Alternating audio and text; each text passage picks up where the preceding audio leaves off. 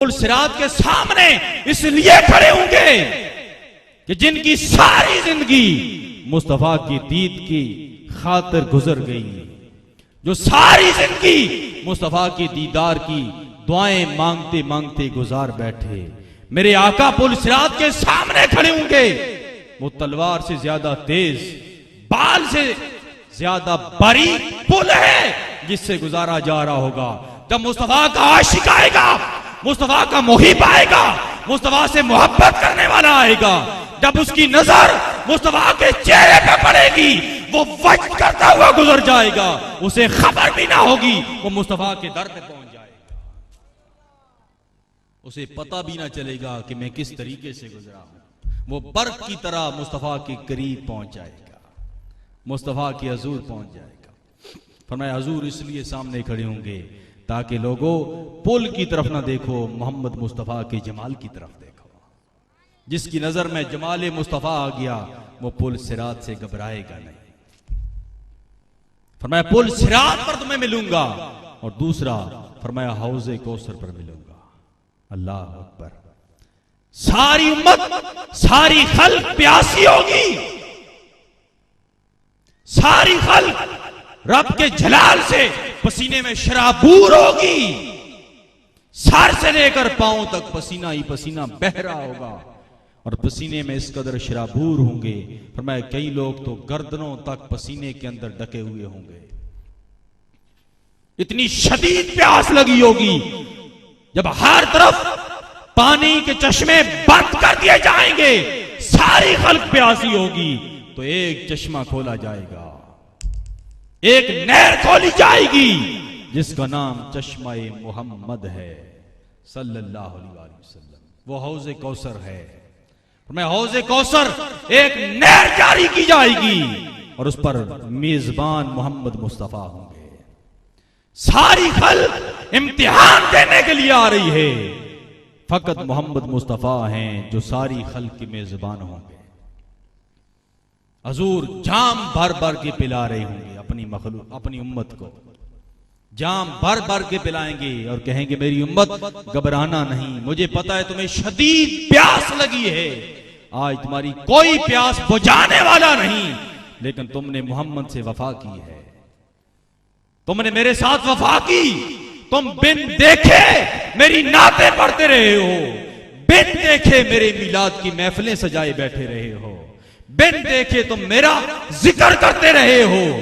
आज वो दिन आ गया है जब भाई भाई से भाग रहा है, बेटे मां से भाग रहे हैं, बाप बेटों से भाग रहा है, हमारा हर कोई जब भाग रहा है उस वक्त मोहम्मद की वफा तुम्हारे काम आएगी।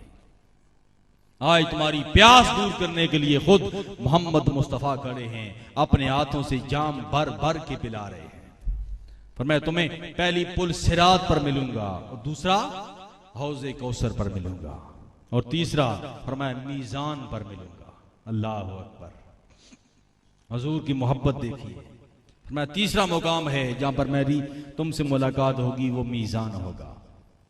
फरमाया आसमानों जमीन से ज्यादा वो तराजू है जिसमें इंसान के नामा अमाल को तोला जाएगा, वो आसमानों जमीन से ज्यादा है। अल्लाह के नबी हजरत दाऊद अलैहिस्सलाम ने जब एक दफा मीजान का जिक्र सुना तो अल्लाह के हजूर दुआ कर बैठे, मौला मीजान मुझे दिखा, वो मीजान कैसा है जिस पर तू खल्क के नामा अमाल को तोलेगा। तो रब्बुल जलाल ने जब वो मीजान दिखाया तो दाऊद अलैहिस्सलाम गश खा के गिर गए कि जमीन व आसमान से ज्यादा वसी है, मौला कौन इतनी नेकियां लेके आएगा जो इस मीजान को भरेगा। जब उन्हें होश आती है तो रब्बुल जलाल जल्ला जलालहू फरमाता है, दाऊद मेरे बंदे की नेकियों की तरफ ही ना देख, मेरी रहमत की तरफ भी देख, मेरे फजल की तरफ भी तो देख।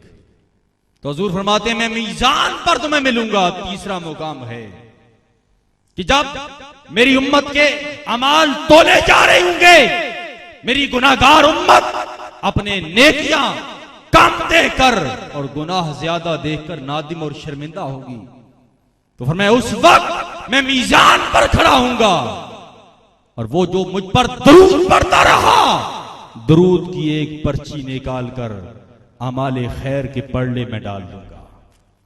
जब वो दरूद की एक पर्ची अमाले खैर के तराजू में डाली जाएगी तो अमाले खैर का पड़ला भारी हो जाएगा। तो मैं मीजान पर मैं तुम्हें मिलूंगा। तो ये 3 मकामात बताए अपनी उम्मत को।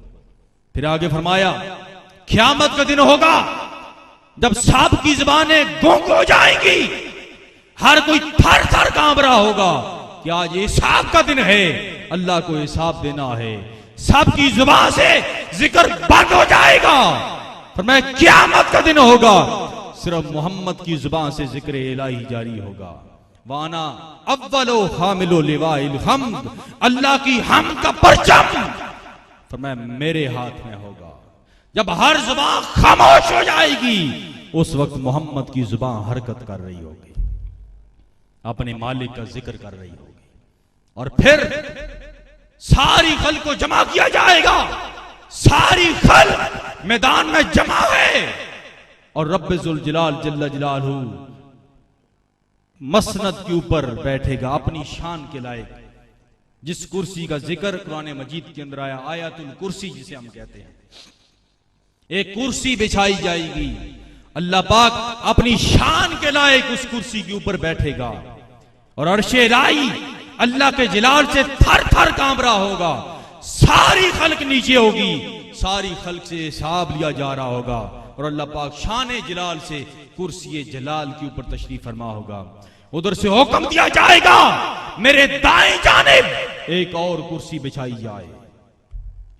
ये मकाम महमूद की तारीफ में मेरे शेख ने इस नुक्ते को बयान किया, हदीस कोट की कि अल्लाह पाक की मसनद लगी होगी, सारी खल्क नीचे होगी, सबसे हिसाब लिया जा रहा होगा। रब्बे जुल जलाल जल्ला जलालहू अर्श के दाएं जानिब अपने कुर्सी के दाएं जानिब एक और कुर्सी बिछाने का हुक्म देगा। हुक्म होगा ये मोहम्मद के लिए है सल्लल्लाहु अलैहि वसल्लम, ये मेरे महबूब के लिए है। मेरे आका को हुक्म दिया जाएगा मेरे महबूब,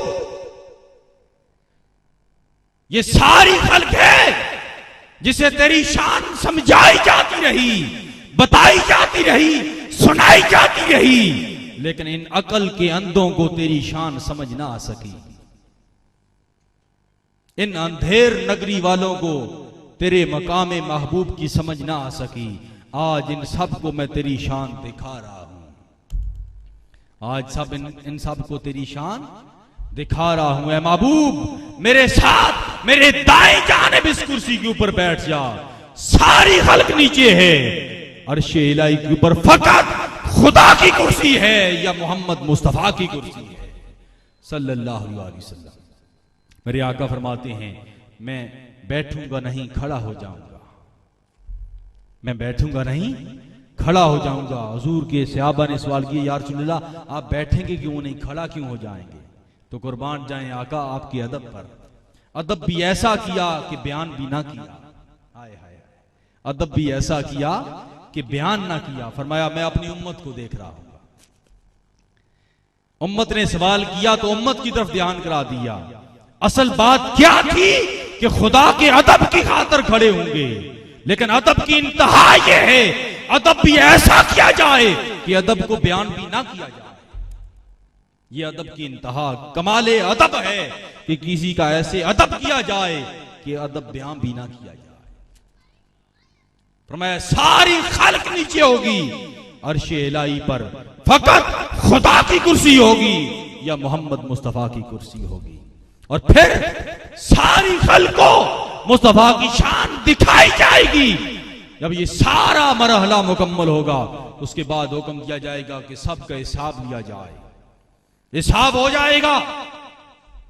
जिन्होंने जन्नत में जाना है नामा अमाल उनके दाएं हाथ में दिया जाएगा, और जिन्होंने दोज़ख में जाना है उनका नाम अस्हाबुश शिमाल में शामिल किया जाएगा।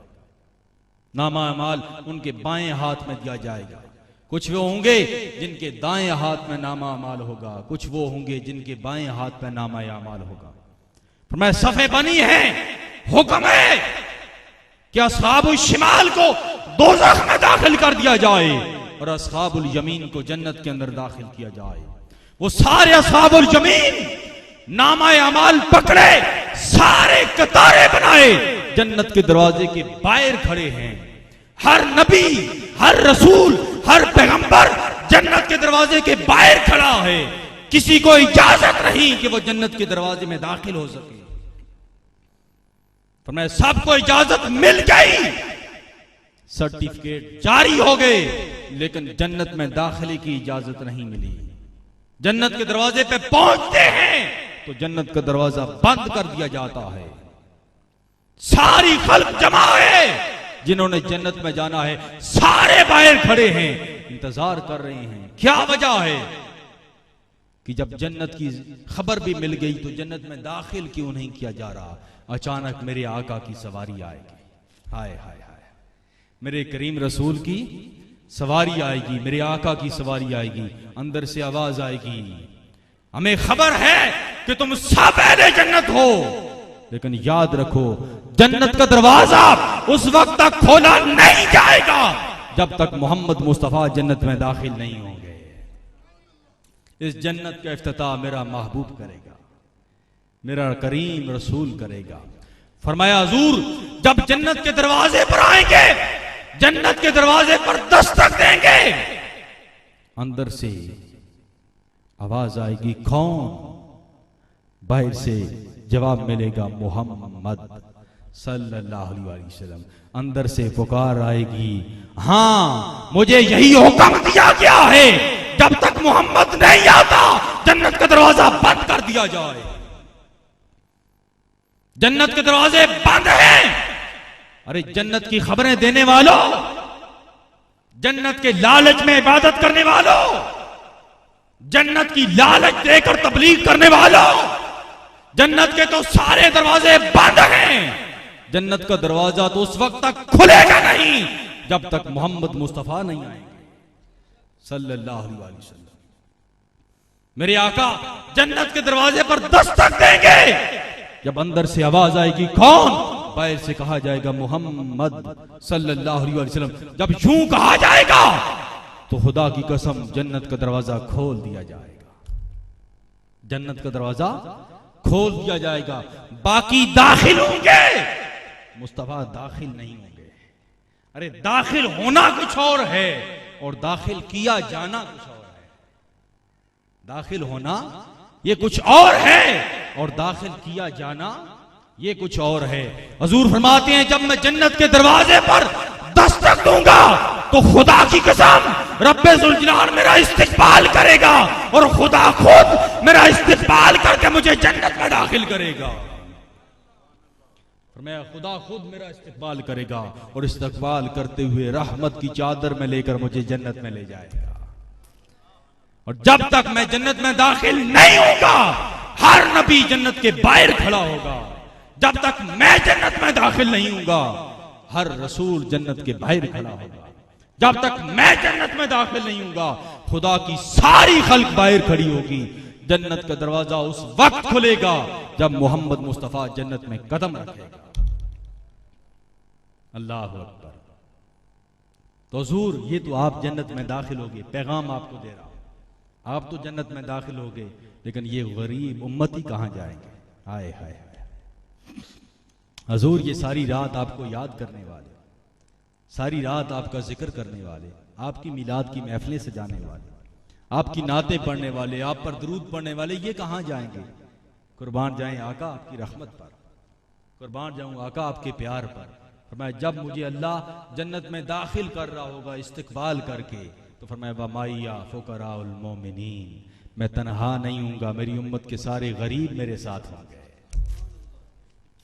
मेरी उम्मत के सारे गरीब मेरे साथ होंगे। तो कुर्बान जाऊं आका आपकी रहमत पर, आपके प्यार पर, कि कितना अपनी उम्मत से प्यार किया आपने। लेकिन आज दुख है, आज दुख है इस बात का कि ये उम्मत अपने रसूल को भूल गई, ये उम्मत अपने नबी को भूल गई, जिस नबी ने हर मुकाम पर क्या माना है। हुजूर ने एक मुकाम पर फरमाया, हजरत आयशा सिद्दीका उम्मुल मोमिनीन से कहा, फरमाया जिसके 2 बच्चे फौत हो जाएं, फरमाया क़यामत के दिन वो उसके राहनुमा होंगे, वो उसकी सिफारिश करेंगे, उन्होंने अर्ज किया या रसूलल्लाह सल्लल्लाहु अलैहि वसल्लम, जिसका एक बच्चा फौत हो जाए, मैं वो उसका एक बच्चा उसकी शिफात करेगा, सिफारिश करेगा। अर्ज करती हैं या रसूलल्लाह, जिसका कोई भी ना हो। हाय हाय हाय हाय, जिसका कोई भी ना हो या रसूलल्लाह, वो क्या करेगा? फरमाया जिसका कोई भी ना हो, मोहम्मद जो उसका है। हाय हाय सल्लल्लाहु अलैहि वसल्लम। तो लोगों, अपने रसूल से वफा करो, अपने महबूब से वफा करो। आज जुल्म का दौर है, आज रिश्वत का दौर है, आराम खुरी का दौर है, आज सूद खिलाया जा रहा है, आज कौम को फाशी की वादी में धकेला जा रहा है, सारी खल्क फोश काम में दाखिल हो रही है, फोश की वादी में दाखिल की जा रही है, सूद के बाजार में दाखिल किया जा रहा है, रिश्वत की चादर इनके ऊपर साहिबां कर दी गई है। लोगों, इससे बचना चाहते हो, फोश की वादी से निकलना चाहते हो और सूद के बाजार को खत्म करना चाहते हो और रिश्वत की छतरी से जान बचाना चाहते हो, तो तुम्हारे लिए उम्मीद की एक किरण बाकी है, तुम्हारे लिए उम्मीद की एक शमा रोशन है, तुम्हारे लिए मुस्तफवी परचम का हामिल मुस्तफा के नूर की एक कली की शमा तुम्हारे लिए मुनव्वर है।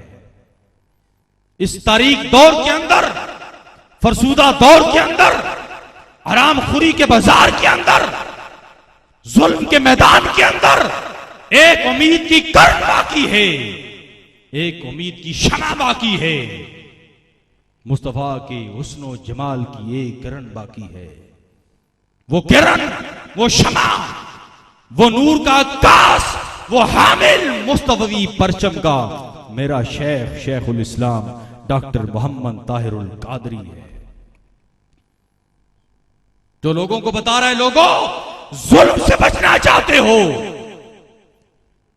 रिश्वत से बचना चाहते हो, सूद से बचना चाहते हो, तो आओ उस रियासत